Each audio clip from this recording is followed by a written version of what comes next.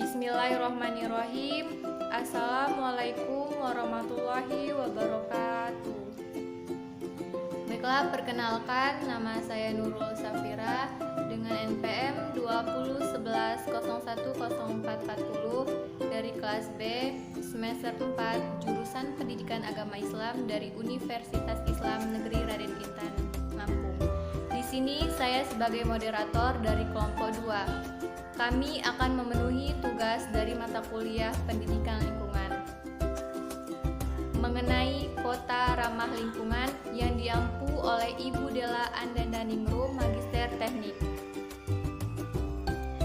Puji syukur kita haturkan kepada Allah Subhanahu wa taala yang telah memberikan kita nikmat sehat, nikmat iman, sehingga kami dapat memenuhi tugas yang telah Ibu berikan. Sholawat serta salam kita sanjung agungkan kepada Nabi besar kita, Nabi Muhammad SAW, yang kita nantikan syafaatnya di yaumul kelak. Amin amin ya robbal alamin. Baiklah, langsung saja materi yang pertama akan dijelaskan oleh saya sendiri, yaitu mengenai kota ramah lingkungan. Kita masuk materi pertama, yaitu mengenai kota ramah lingkungan.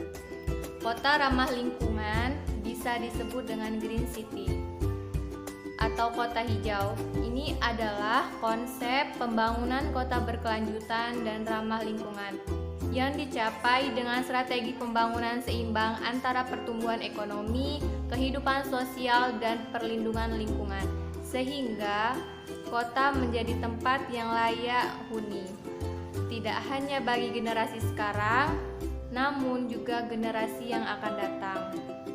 Kemudian terdapat tujuan kota ramah lingkungan. Tujuannya yaitu menghasilkan sebuah pembangunan kota yang berkelanjutan dengan mengurangi dampak negatif pembangunan terhadap lingkungan dengan kombinasi strategi tata ruang, strategi infrastruktur, dan strategi pembangunan sosial. Kemudian terdapat 8 elemen kota ramah lingkungan atau Green City, yaitu ada perencanaan dan perancangan hijau, kemudian ruang terbuka hijau, kemudian pengelolaan sampah hijau dan transportasi hijau. Sekian materi yang dapat saya sampaikan mengenai pengertian kota ramah lingkungan, tujuan kota ramah lingkungan, dan elemen kota ramah lingkungan. Baiklah, materi selanjutnya akan dilanjutkan oleh rekan saya, Rina Safitri. Kepada Rina, dipersilakan. Assalamualaikum warahmatullahi wabarakatuh. Perkenalkan, nama saya Rina Safitri dengan NPM 2011010501. Baiklah, langsung saja saya akan melanjutkan menjelaskan materi yang telah disampaikan oleh saudari Nurul Safira, yaitu terdapat 8 elemen kota ramah lingkungan atau Green City, kota hijau, yaitu yang kelima Green Water atau manajemen air yang hijau, yang keenam Green Energy atau energi hijau, yang ketujuh Green Building atau bangunan hijau, yang kedelapan Green Community atau komunitas hijau. 1. Green Planning and Design atau perencanaan dan rancangan hijau. Perencanaan dan rancangan hijau adalah perencanaan tata ruang yang berprinsip pada konsep pembangunan kota berkelanjutan. Yang kedua, Green Open Space atau ruang terbuka hijau. Ruang terbuka hijau adalah salah satu elemen terpenting kota hijau. Ruang terbuka hijau berguna dalam mengurangi polusi, menambah estetika kota, serta menciptakan iklim mikro yang nyaman. Yang ketiga, Green Waste adalah pengelolaan sampah hijau yang berprinsip pada reduce atau pengurangan, reuse atau penggunaan ulang, dan recycle atau daur ulang. Selain itu, pengelolaan sampah hijau juga harus didukung oleh teknologi pengolahan dan pembuangan sampah yang ramah lingkungan. Yang keempat, Green Transportation. Green Transportation adalah transportasi umum ruang hijau yang fokus pada pembangunan transportasi massal yang berkualitas. Yang kelima, konsep green water bertujuan untuk penggunaan air yang hemat serta penciptaan air yang berkualitas. Yang keenam, green energy adalah strategi kota hijau yang fokus pada pengurangan penggunaan energi melalui penghematan penggunaan serta peningkatan penggunaan energi terbarukan seperti energi tenaga surya, listrik tenaga angin, listrik dari emisi metana, TPA, dan lain-lain. Yang ketujuh, green building adalah struktur dan rancangan bangunan yang ramah lingkungan dan pembangunannya bersifat efisien, baik dalam rancangan konstruksi, perawatan, renovasi, bahkan dalam perubuhan. Assalamualaikum warahmatullahi wabarakatuh. Perkenalkan, nama saya Maliatul Nadia, NPM 2011010498. Di sini saya akan melanjutkan materi yang telah disampaikan oleh saudari Rina Safitri, yaitu materi yang berjudul Kota dan Manusia. Kota ramah lingkungan berkaitan dengan kota dan manusia.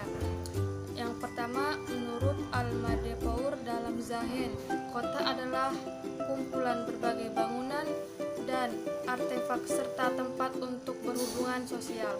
Untuk selanjutnya, Zahen mengatakan bahwa kota adalah salah satu ungkapan kehidupan manusia yang mungkin paling kompleks. Selanjutnya, menurut Dalzoini mengatakan bahwa komuniti atau masyarakat dan ekologi sosial dapat dipandang sebagai suatu struktur yang unsur-unsurnya ada tiga. Yang pertama yaitu populasi, habitat, dan kebutuhan. Dan yang terakhir yaitu dari pengertian Dalzoini kita bisa melihat kota terdiri dari manusia sebagai penghuninya, habitat atau lingkungan fisik di mana dia tinggal, dan kebutuhan manusia dalam melangsungkan kehidupannya yang kemudian mendorong terjadinya perubahan lingkungan secara signifikan. Untuk selanjutnya yaitu pemadatan penduduk. Dalzoini mengatakan bahwa berjubelnya jutaan manusia di dalam kota besar yang ruangannya semakin mendut ternyata membawa bahaya bagi kehidupan dan kesehatan penduduknya. Kota-kota telah yang menjadi dapur-dapur krisis dari peradaban umat manusia, alam wajar menjadi langka. Misalnya udara bersih, air bersih, ruang bebas yang diperlukan untuk perumahan dan lalu lintas. Selain dampak negatif, krisis fisik berupa kerusakan lingkungan, bencana alam, dan daya dukung alam kota yang semakin menurun. Krisis sosial jauh lebih berbahaya bagi berlangsungnya kehidupan manusia di kota. Menurut Huygens, dalam Dalzoini mengatakan bahwa pemadatan penduduk merupakan pendorong agresi pada manusia. Kota yang padat sesak juga berlaku di lingkungan dunia hewan. Tikus-tikus percobaan yang dijeljakan dalam ruangan sempit pun akan menampakkan agresi mereka. Mula-mula terjadi saling usik, kemudian kejar-kejaran, saling menggigit, dan akhirnya terjadi tawuran dahsyat sehingga korban berjatuhan. Lebih lanjut, Huygens mengatakan bahwa manusia sebagai makhluk biologis memiliki zona pribadi di mana dia akan merasa aman di dalam otonominya bersama keluarganya dari berbagai bentuk ancaman dan gangguan dari luar. Zona ini secara berbentuk ruang-ruangan dalam unit terkecil yaitu rumah. Yaitu selanjutnya itu yang berjudul pentingnya keberadaan ruang terbuka hijau. Public open space atau ruang terbuka publik bisa berarti land space, jalan raya, taman, area reaksi, dan tempat berjalan kaki. Ruang terbuka publik ini bisa berbentuk garis lurus atau linier atau bisa berbentuk meruang. Ruang terbuka publik ini bisa berupa ruang terbuka hijau dengan pepohonan, tanaman, ada rumput atau hanya berupa terbuka publik yang berupa plas perkerasan saja. Indonesia sendiri, terutama di Jawa, memiliki ruang terbuka publik seperti alun-alun, jalan raya, dan jalur perjalan kaki. Sebagai contoh acara sekaten, gerebek Idul Fitri atau maupun Idul Adha, alun-alun ini umumnya terletak di pusat kota dengan terbentuknya yang cenderung kota. Sekitar alun-alun menjadi pusat pemerintah dan bisnis. Ruang terbuka hijau termasuk dalam kategori ruang luar, yaitu ruang yang berada di luar ruangan. Menurut Yoshinobu Ashira, ruang luar adalah ruang arsitektural tanpa atap. Ia memberikan penekanan perbedaan yang cukup jelas antara ruang luar dan alam. Ruang luar merupakan hasil dari upaya manusia membingkai alam atau menata lingkungan alami yang tak terbatas. Ruang ini bisa disebut sebagai ruang positif, sedangkan ruang negatif merupakan ruang spontan dan tidak direncanakan. Mungkin cukup materi yang bisa saya sampaikan. Selanjutnya yang akan dibacakan oleh rekan saya, yaitu Dayu Fatimah. Kepada Dayu Fatimah, saya persilahkan. Bismillahirrahmanirrahim. Assalamualaikum warahmatullahi wabarakatuh. Perkenalkan, nama saya Dayu Fatimah, NPM 201101024. Di sini saya akan menjelaskan materi yang telah disampaikan oleh rekan saya, yaitu Saudari Malihatun Nadiah, yaitu selanjutnya tentang kategori bentuk fisik ruang luar yang sederhana.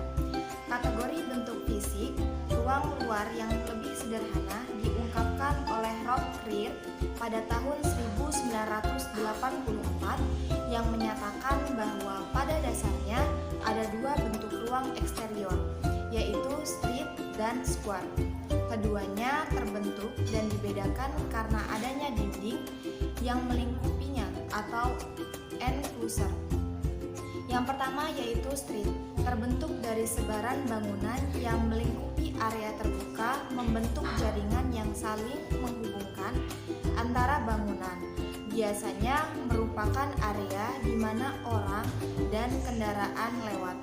Yang kedua yaitu square. Dalam konteks private square bisa berupa courtyard dalam hunian, sedangkan dalam konteks publik square bisa berupa lapangan parade, lapangan untuk upacara keagamaan dan kegiatan komunitas lainnya. Bentuknya secara fisik bisa berupa bentuk geometris, bujur, sangkar, lingkaran, ataupun segitiga yang beraturan ataupun tidak beraturan. Selanjutnya yaitu langkah-langkah menciptakan kota ramah lingkungan atau Green City, kota hijau.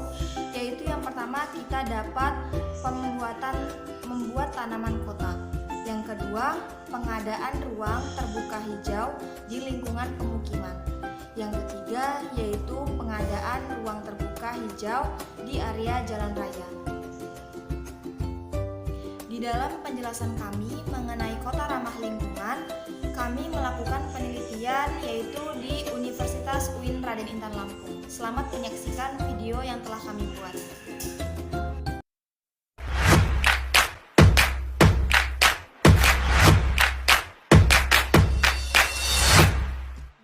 Selamat datang di UIN Raden Intan Lampung.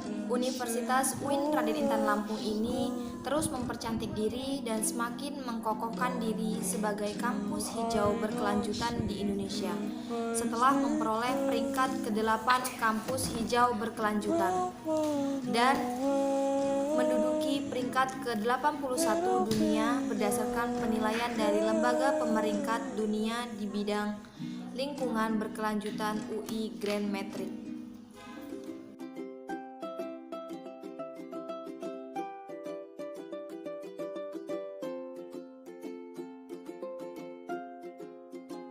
Assalamualaikum warahmatullahi wabarakatuh. Perkenalkan, nama saya PP Resmana Marsebo, NPM 20110100509.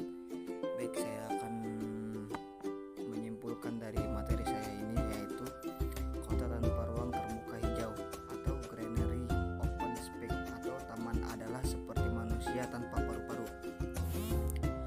manusia tidak bisa bernapas tanpa paru-paru. Begitu pula kota tanpa ruang terbuka hijau tidak bisa bernapas. Kota tersebut akan menjadi kota sakit yang butuh perawatan serius dalam hal kesehatan dan sosial. Ruang terbuka hijau menjadi penyeimbang kehidupan. Kota yang super keras, dingin, dan tidak manusiawi. Ruang terbuka hijau bisa menjadi tempat membersihkan polusi udara, sumber oksigen, daerah tangkapan air, dan habitat sebagai makhluk hidup lain selain manusia yang semakin jarang ditemui di kota seperti burung kupu-kupu, ikan, serangga, dan lain-lain.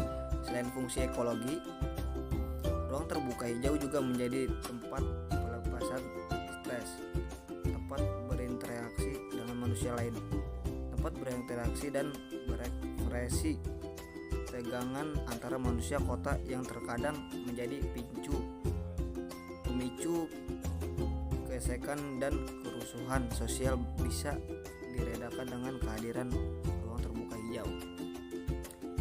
Pemerintah memiliki tanggung jawab untuk mewujudkan ruang terbuka skala kota dengan kerjasama antara pemerintah, arsitek, dan para ahli tata kota. Namun untuk mewujudkan ruang terbuka hijau bukanlah sepenuhnya tanggung jawab pemerintah saja. Sebagai warga biasa, kita bisa mewujudkan dalam skala rumah. Misalnya dengan membuat taman di sekitar rumah, kita bisa menjamin ketersediaan air dan air bersih saat musim kemarau dengan cara membuat sumur resapan di lingkungan rumah. Menyiksakan minimal 30% sebagai lahan rumah sebagai daerah tidak terbangun dan menanamnya dengan pohon-pohonan dan tanaman sebagai sumber oksigen, penurus suhu lingkungan, penyaring debu dan polusi serta daerah tangkapan air, membuat septic tank dan tidak membuang limbah rumah tangga langsung ke sungai untuk mengurangi kerusakan lingkungan. Terima kasih dari saya. Wassalamualaikum.